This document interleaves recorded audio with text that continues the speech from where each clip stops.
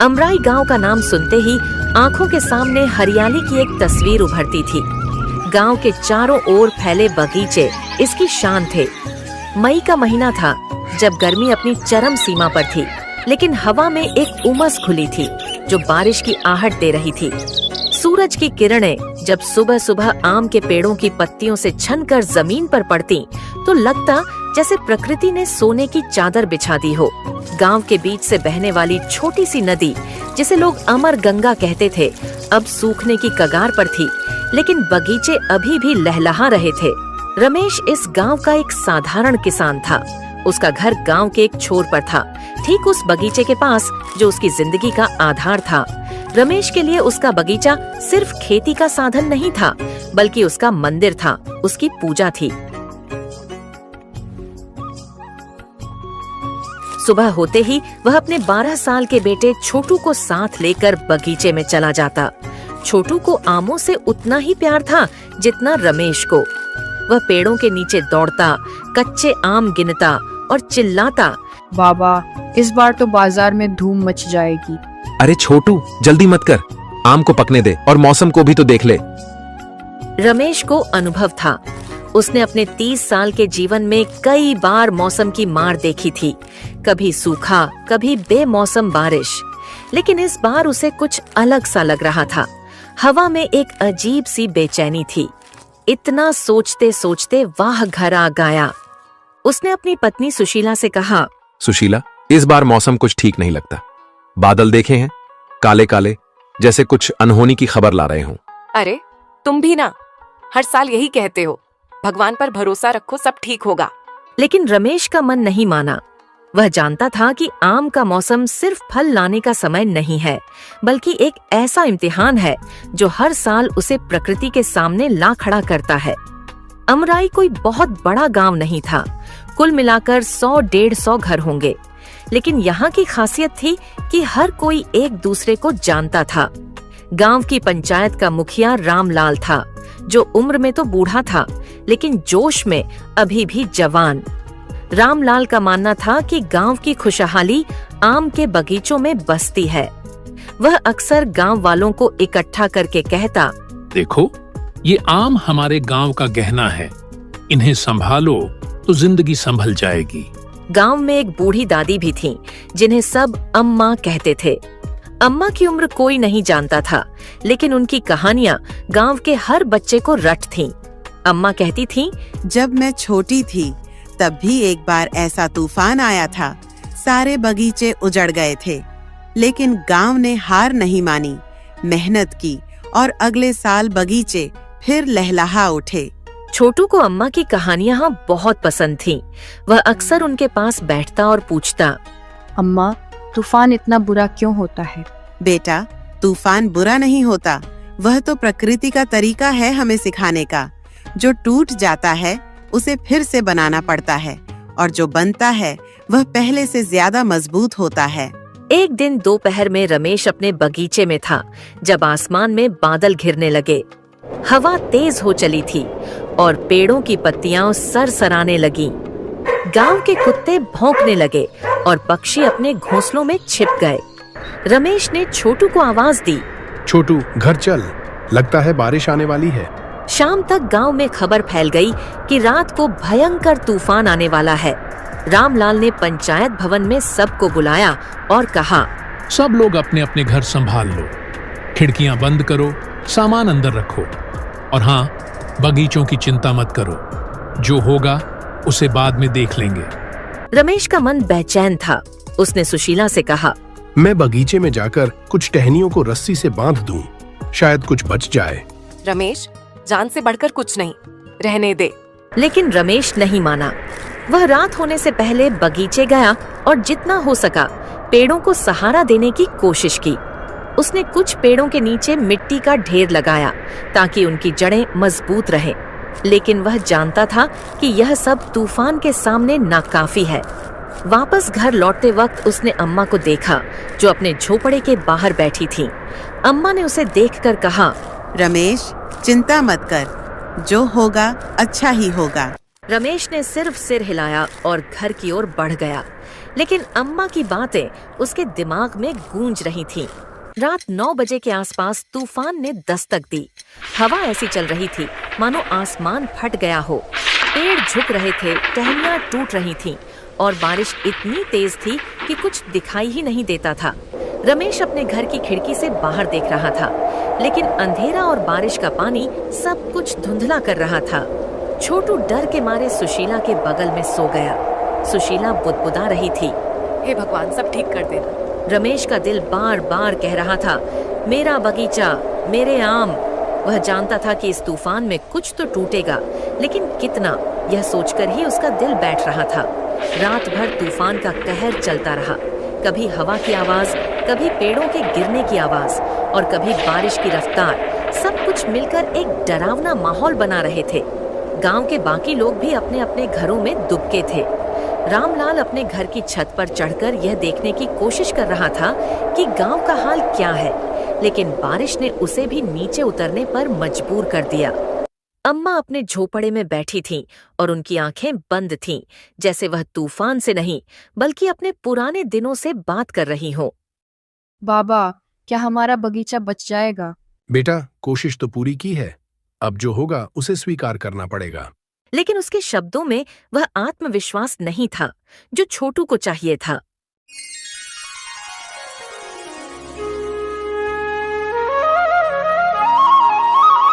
सुबह जब तूफान थमा तो गांव में सन्नाटा पसरा था। रमेश सबसे पहले अपने बगीचे की ओर दौड़ा।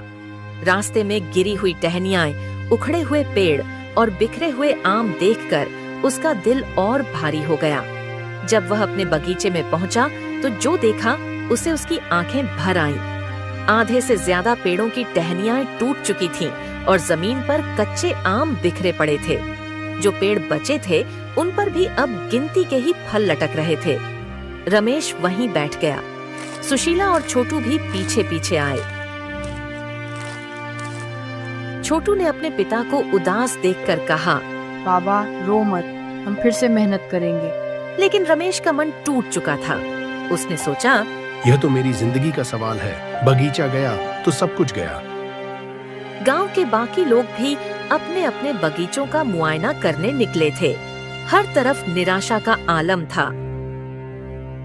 रामलाल ने गांव वालों को पंचायत भवन में बुलाया और कहा, देखो, यह मुसीबत हम सबकी है, अकेले कोई नहीं लड़ेगा, हमें मिलकर कुछ सोचना होगा। लेकिन उसकी बातें सुनने के बावजूद लोगों के चेहरों पर उदासी थी। उसी दिन दोपहर को गांव में एक कार आई। उसमें से एक युवा लड़की उतरी जिसका नाम था माया। माया एक सामाजिक कार्यकर्ता थी जो प्राकृतिक आपदाओं के बाद गांवों में मदद करने का काम करती थी। उसके साथ 2 और लोग थे जो शहर से आए थे। माया ने रामलाल से मुलाकात की और गांव का हाल जाना। फिर वह रमेश के पास पहुंची। रमेश उस वक्त अपने बगीचे में बैठा था, उदास नजरों से बिखरे हुए आमों को देख रहा था। माया ने उससे कहा, रमेश जी, मैं आपका दुख समझती हूँ, लेकिन अभी सब कुछ खत्म नहीं हुआ है। इन बिखरे हुए आमों से कुछ किया जा सकता है। क्या किया जा सकता है बेटी? ये कच्चे आम अब बाजार में कोई नहीं खरीदेगा। कच्चे आम की अपनी कीमत होती है। इनसे अचार बन सकता है, चटनी बन सकती है, और जो पेड़ बचे हैं उन पर अभी भी कुछ फल हैं। अगर हम मिलकर काम करें तो आपका नुकसान कम हो सकता है। माया की बात में दम था। रमेश को थोड़ी उम्मीद जगी। उसने सुशीला से बात की और फिर गांव की महिलाओं को इकट्ठा किया। माया ने सबको समझाया कि कैसे कच्चे आमों को इकट्ठा करके अचार और चटनी बनाई जा सकती है। उसने शहर में अपने दोस्तों से बात करने का वादा किया ताकि उनके बनाए सामान को बाजार में बेचा जा सके।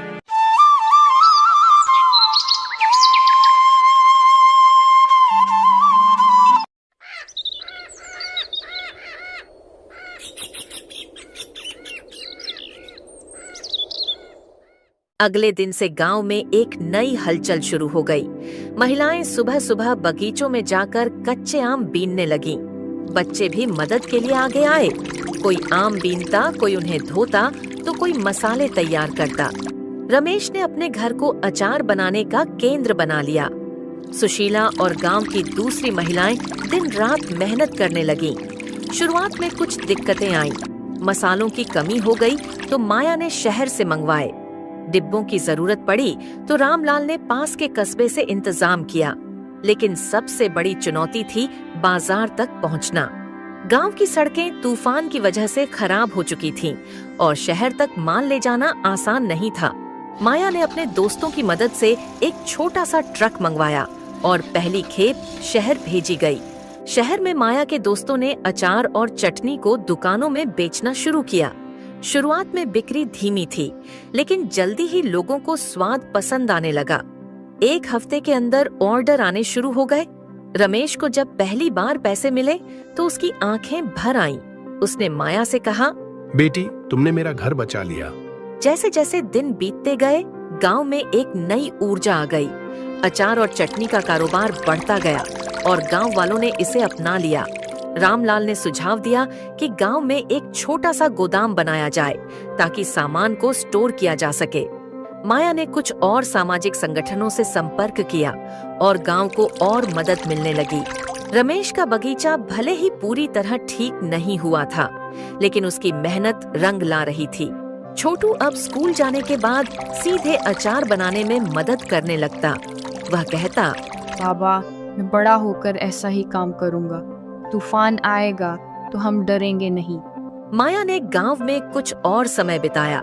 उसने गांव वालों को तूफान से बचने के नए तरीके सिखाए, जैसे पेड़ों को मजबूत करने के लिए खंभों का इस्तेमाल करना और बारिश के पानी को संग्रह करने के लिए छोटे तालाब बनाना। उसकी विदाई के दिन गांव में एक छोटा सा समारोह हुआ। रमेश ने उसे एक डिब्बा अचार देते हुए कहा, बेटी, यह तुम्हारे लिए। जब भी खाओगी अमराई को याद करना। रमेश अब अपने बगीचे में खड़ा होकर मुस्कुराता था। वह छोटू से कहता, बेटा, जिंदगी भी आम के पेड़ जैसी है। कभी टहनियां टूटती हैं, कभी फल बिखर जाते हैं, लेकिन अगर मेहनत करो तो हर मौसम में कुछ न कुछ जरूर मिलता है।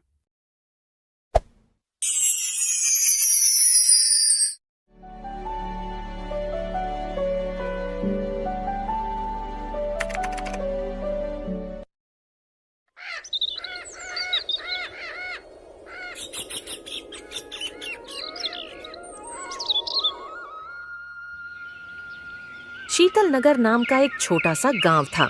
ठंडी का मौसम धीरे धीरे खत्म हुआ और गर्मियों का मौसम शुरू हो गया था। इस गांव में विक्रम सिंघानिया नाम का एक अमीर आदमी अपने बेटे आदित्य के साथ एक कोठी में रहता था। गर्मी का समय आ गया था। सूरज तो जैसे आग उगल रहा था। वहीं सुमन बाई नाम की एक औरत विक्रम सिंघानिया के यहाँ पर काम किया करती थी। एक दिन की बात है, सुमन बाई फ्रिज में से एक बोतल में पानी भर रही थी। अरे सुमन बाई, ये क्या कर रही हो? साहब, गर्मी बहुत है, मेरी बेटी को प्यास लगी है, तो मैं फ्रिज से पानी निकाल रही थी ताकि थोड़ा सा पानी अपनी बेटी को दे दूं। मैंने क्या तुम्हारा फ्रिज का ठेका ले रखा है? और हाँ, मैंने ये फ्रिज तुम्हारी बेटी के लिए नहीं खरीदा। जाओ, तुम्हें इस फ्रिज से पानी नहीं मिलेगा। और याद रखना, अगर तुमने ज्यादा चालाकी दिखाई तो तुम्हें काम से निकाल दूंगा। तभी आदित्य की आवाज आई, सुमन बाई, मुझे फ्रिज में से कोल्ड ड्रिंक ला कर देना। जी छोटे मालिक, अभी लेकर आती हूँ। सुमन बाई ने जल्दी से कोल्ड ड्रिंक लाकर दी। आदित्य ने थोड़ी सी कोल्ड ड्रिंक पी और बाकी को ऐसे ही छोड़ दिया। छोटे मालिक, आपने ये कोल्ड ड्रिंक क्यों छोड़ दी? पूरी पी लीजिए। ये कोल्ड ड्रिंक गर्म हो गई है, अब इसको पीना बेकार है। फ्रिज में से बर्फ लाओ और दूसरी फ्रेश और ठंडी कोल्ड ड्रिंक लाकर मुझे दो। तुम तो जानती हो कि मुझे पानी पीना बिल्कुल अच्छा नहीं लगता। मुझे तो गर्मी में सिर्फ कोल्ड ड्रिंक पीना अच्छा लगता है। पर छोटे मालिक, इसका क्या करना है? एक काम कर, इसे तू अपनी बेटी को ले जाकर दे दे।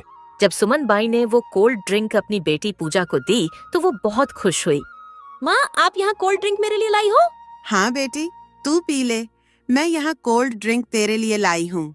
माँ, तुम कितनी अच्छी हो। इतनी गर्मी में कोल्ड ड्रिंक पीने का अलग ही मजा है।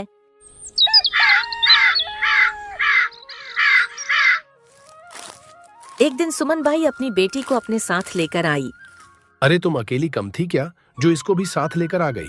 साहब, आज स्कूल की छुट्टी थी और घर पर बहुत गर्मी लग रही थी। इसकी तबीयत भी ठीक नहीं थी, तो सोचा इसको भी लेकर आऊं, इसको भी अच्छा लगेगा। आप तो जानते हैं, हमारी झोपड़ी में हवा का एक पत्ता भी नहीं है। क्या तेरी बेटी के लिए अनाथाश्रम खुला है? तुम लोग इसलिए अपने बच्चों को लेकर यहाँ आते हो ताकि ऐसी का मजा ले सको। विक्रम सिंघानिया ने सुमन बाई को गरीब कहकर अपमानित किया। उधर आदित्य टीवी पर कार्टून देख रहा था। आदित्य बेटा, जरा इधर आना। क्या हुआ पापा? आप ही आ जाओ, मुझसे नहीं आया जाएगा। ऐसी के बिना बहुत गर्मी लग रही है। आदित्य, इधर तो आओ बेटा, कुछ काम है, मुझे तुमसे जरूरी बात करनी है। विक्रम सिंघानिया ने अपने बेटे आदित्य से कहा कि वह गरीबों के साथ न बैठे। बेटा, तुम इन गरीबों से हो सके तो दूर ही रहो। अगर इनसे बात करने लगोगे तो ये सर पर बैठ जाएंगे और सोच भी इन गरीबों की तरह हो जाएगी। इसलिए बेटा, जितना हो सके तुम इन लोगों से दूर ही रहना, समझे? तो फिर मैं क्या करूं पिताजी? जब मैं टीवी देखता हूं तो पूजा भी आकर बैठ जाती है और मैं उसे भगा नहीं पाता। तो आप ही बताइए, मैं क्या करूं? विक्रम सिंघानिया ने आदित्य को फिर समझाया। बेटा, ये गरीब लोग बहुत चालाक होते हैं। काम करने के बहाने हम अमीरों के घर में ऐसी का मजा लेते हैं। जब ये सुमन बाई की बेटी पूजा आती है तो तुम्हारे साथ बैठकर टीवी देखती है। तुम ऐसी में बैठते हो और ये भी ऐसी का मजा लेती है। इनको सैलरी भी दो और ऐसी की हवा भी दो, ये तो गलत होगा ना? आदित्य ने अपने पिता की बात मान ली। अब जब भी पूजा आती वह ऐसी बंद कर देता, जिसके कारण पूजा को बहुत गर्मी लगती।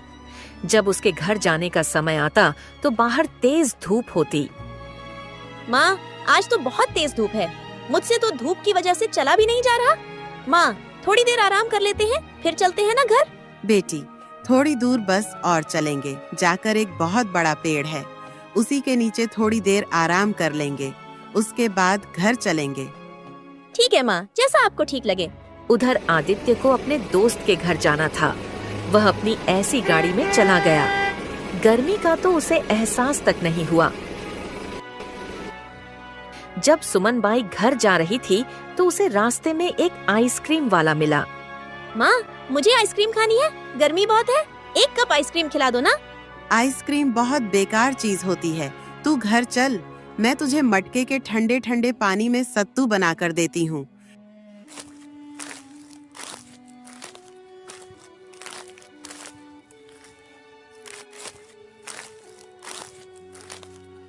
जब सुमन बाई घर पहुंची तो पूजा को ठंडे ठंडे पानी में सत्तू बनाकर दे दिया, जिसे पीकर पूजा को थोड़ी ठंडक महसूस हुई। वहीं जब आदित्य को प्यास लगती तो वह कोल्ड ड्रिंक और आइसक्रीम से अपनी प्यास बुझाता।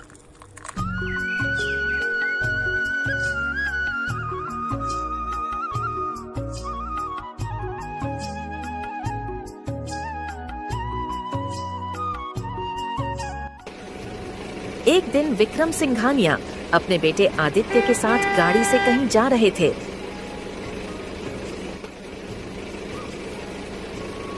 रास्ते में उनकी गाड़ी खराब हो गई, जिसकी वजह से उनका एसी भी नहीं चल रहा था। वो लोग प्यास से बहुत परेशान होने लगे। पापा, मुझे बहुत तेज प्यास लगी है और गर्मी भी बहुत तेज लग रही है। बेटा, जब गाड़ी ठीक होगी तभी एसी चल पाएगा। उसी रास्ते से सुमन बाई निकल रही थी। उसने विक्रम सिंघानिया की गाड़ी को देखा तो उनके पास पहुंची। छोटे मालिक, यहाँ से बस 15 कदम की दूरी पर मेरा घर है। धूप बहुत तेज है। जब तक आपकी गाड़ी ठीक नहीं होती तब तक आप मेरे घर चलिए। नहीं नहीं, हम तुम्हारे घर पर नहीं आएंगे, तुम छोटे लोग हो। पापा, मुझसे तो खड़ा ही नहीं हुआ जा रहा इस तेज धूप में। अगर आपको खड़े होने का शौक है तो खड़े रहिए, मैं तो सुमन बाई के घर चलता हूँ। तभी आदित्य सुमन बाई के घर चला जाता है। फिर सुमन बाई उसे ठंडाई लकर देती है। अरे, बहुत ही अच्छी स्वादिष्ट ठंडाई है। इस ठंडाई का क्या नाम है? ये तो कोल्ड ड्रिंक और आइसक्रीम से बहुत ही अच्छी लगी मुझे। इस ठंडाई का नाम है सत्तू। सुमन बाई और आदित्य बात कर ही रहे थे कि तभी उनका ड्राइवर वहां आ गया और आदित्य को घर चलने के लिए कहा।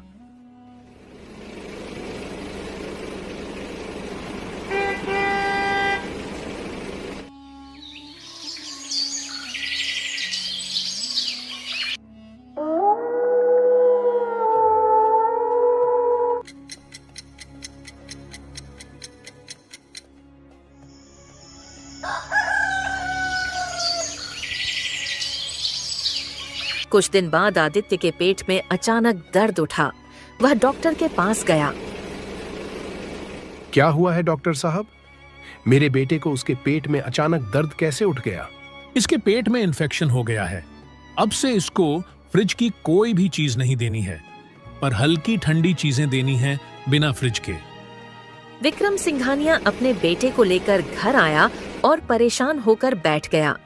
उसे समझ नहीं आ रहा था कि आखिर उसे ऐसा क्या ठंडा दिया जाए जो फ्रिज में न रखा हो। जब सुमन बाई को इस बात का पता चला तो वह रोज आदित्य के घर सत्तू बनाकर लाने लगी। एक दिन विक्रम सिंघानिया ने उसे देख लिया। सुमन बाई, क्या खिला रही है मेरे बेटे को? साहब, ठंडाई है। ये ठंडाई नहीं पिएगा मेरा बेटा, ये घास फूस। साहब, छोटे मालिक जितने ठंडे फल और सत्तू पिएंगे उनका स्वास्थ्य उतनी ही जल्दी ठीक हो जाएगा। ये घास फूस तुम लोग खाओ, मैं अपने बेटे को अच्छे डॉक्टर के पास लेकर जा रहा हूँ। विक्रम सिंघानिया ने आदित्य को किसी दूसरे डॉक्टर को दिखाया और दवाइयाँ चलती रहीं। पर आदित्य को सुमन बाई का बनाया सत्तू ही पसंद आता था। वह उसे रोज पीता और ताजे फलों का रस भी पीता, जिससे वह बिल्कुल स्वस्थ हो गया। देखा, मैंने डॉक्टर से इलाज कराया तो आदित्य की तबीयत बिल्कुल ठीक हो गई। वो डॉक्टर तो फालतू की बात कर रहा था।